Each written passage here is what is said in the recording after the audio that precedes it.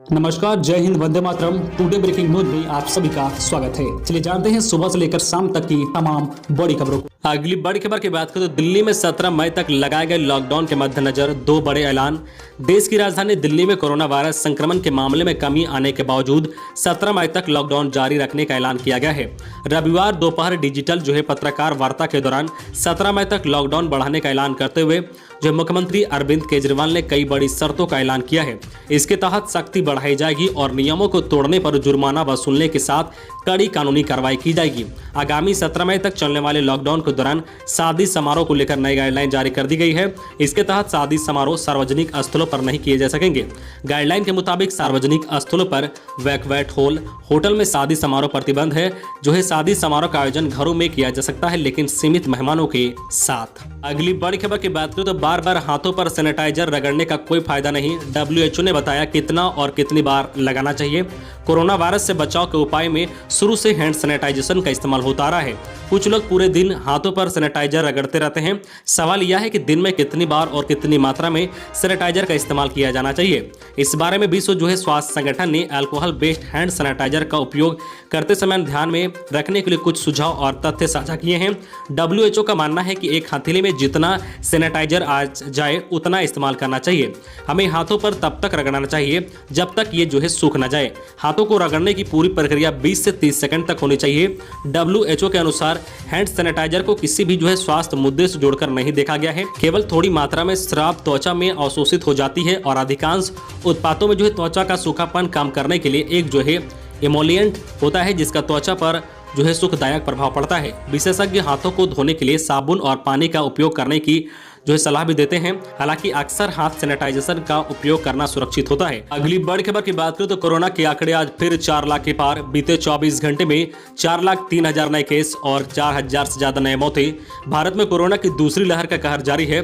बीते 2 हफ्ते से रोजाना 3.5 लाख से 4 लाख नए मामले सामने आ रहे हैं।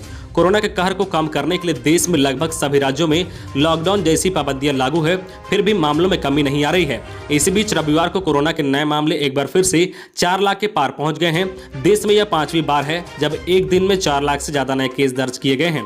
रविवार को भारत में कोरोना के 4,03,000 से ज्यादा नए केस सामने आए हैं। इस दौरान करीब 41 लोग की मौत हुई है। स्वास्थ्य मंत्रालय की तरफ से जारी ताजा आंकड़ों के मुताबिक बीते 24 घंटों में कोरोना के 4,03,738 नए मामले सामने आए हैं और इस दौरान 4,092 लोग की मौत हुई है। इसके साथ ही देश में संक्रमितों का आंकड़ा अब बढ़कर 2,22,96,414 पर पहुंच गया है और अब तक 2,42,336 लोग इस जानलेवा वायरस के शिकार हो चुके हैं। अगली बड़ी खबर की बात करें तो उत्तर प्रदेश में फिर बढ़ा लॉकडाउन। 17 मई तक लागू रहेगी पाबंदियां।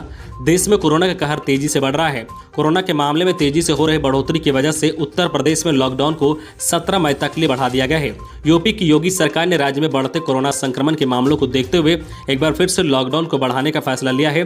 राज्य में 10 मई की सुबह लॉकडाउन खत्म हो रहा था, जिसे एक बार फिर से बढ़ा दिया गया है। उत्तर प्रदेश के अपर मुख्य सचिव सूचना नवनीत सहगल ने राज्य में लॉकडाउन बढ़ाने की जानकारी दी है। बता दें कि यूपी में लॉकडाउन के दौरान सभी बाजार बंद। अगली बड़ी खबर की बात करें तो 5G नेटवर्क के ट्रायल के रेडिएशन से हो रही है मौत।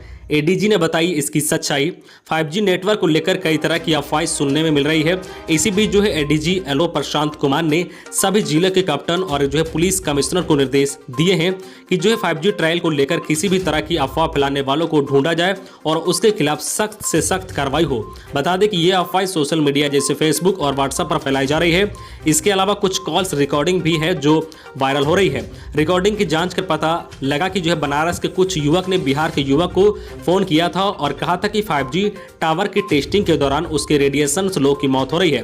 पुलिस ने इस कॉल रिकॉर्डिंग को फर्जी और अफवाह बताया है। इसके बाद मुख्यालय ने ऐसी फर्जी बात फैलाने वाले लोगों पर सख्त कार्रवाई करने के निर्देश दिए हैं।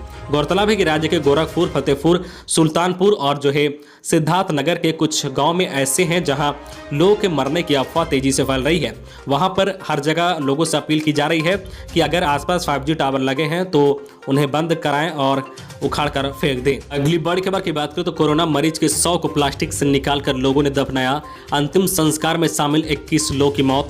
राजस्थान के सीकर जिले के एक गांव में एक कोविड पीड़ित के 100 को कथित तौर पर दफनाने के बाद लगभग 21 लोगों ने अपनी जान गंवा दी है, जिसका शव बिना किसी कोविड प्रोटोकॉल का पालन किए बगैर गुजरात से लाया गया था। राजस्थान के कांग्रेस प्रमुख और राज्य के शिक्षा मंत्री गोविंद सिंह डोटासारा ने विधानसभा क्षेत्र के सीकर के खिरवा गांव में हाल में ही इस घटना की सूचना मिली है। अधिकारियों ने कहा कि शव गुजरात से लाया गया था और गांव में अंतिम संस्कार किए जाने के बाद शव के संपर्क में आए करीब 21 लोगों की जान चली गई है। अधिकारियों के अनुसार कोविड पीड़ित के संक्रमित शरीर को 21 अप्रैल को गांव लाया गया था और 100 से अधिक लोग अंतिम संस्कार में शामिल हुए थे, जो कोविड के दिशा निर्देशों का पालन किए बिना आयोजित किया गया था। वहीं उन्होंने कहा कि शव को प्लास्टिक की थैली से बाहर निकाला गया था और कई लोगों ने उसे दफनाने के दौरान छुआ था। अगली बड़ी खबर की बात करें तो 10 और 11 मई को यूपी में आंधी के साथ हो सकती है बारिश। मौसम विभाग ने जारी की चेतावनी। मौसम विभाग ने सोमवार 10 व मंगलवार 11 मई को प्रदेश के विभिन्न अंचलों में आंधी पानी के असर जताए हैं। चेतावनी जारी की गई है कि इस दरमियान 30 से 40 किलोमीटर प्रति घंटा की रफ्तार से धूल भरी आंधी चलेगी और बारिश होगी। मौसम में यह बदलाव पश्चिम विक्षोभ और चक्रवाती दबाव का परिणाम बताया जा रहा है। बीते 24 घंटे के दौरान प्रदेश के पूर्व व पश्चिम अंचलों में बारिश व गरज चमक के साथ बौछारें पड़ने का सिलसिला रहा है। इस दरमियान राज्य के सबसे अधिक 2 सेंटीमीटर बारिश रबड़ संकज में रिकॉर्ड किया गया है। इसके अलावा वाराणसी, चुरके, कौसाम्बी के सिराथू, प्रयागराज और चंदौली के सकलडीहा में एक सेंटीमीटर बारिश रिकॉर्ड की गई है।